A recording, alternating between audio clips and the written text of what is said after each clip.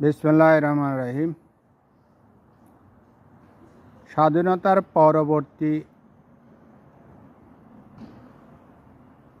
পরবর্তীতে বাংলাদেশের রাজনীতিতে জামাত ইসলামকে প্রত্যেকে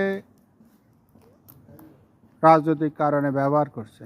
এটা অপ্রিয় হইলেও সত্য, কিন্তু কেউ ব্যবহৃত হয় নাই এ জামাতের কাছে। তো দুঃখজনক ব্যাপার হলো এই এনসিপি এখন বর্তমানে তারা নাকি জেএনজি এই প্রজন্মের, তারা অর্থের বিনিময়ে তাদের নীতি নৈতিকতা আদর্শ বিসর্জন দিতেছে। এটা অত্যন্ত লজ্জার আমি মনে করি। পাশাপাশি যারা এই আন্দোলন সংগ্রামে জুলাই স্বৈরাচার আন্দোলনে যারা নিহত হয়েছেন তাদের রক্তের সাথে বেইমানি করতেছেন। এটা অত্যন্ত লজ্জার এবং দুঃখের আমি মনে করি।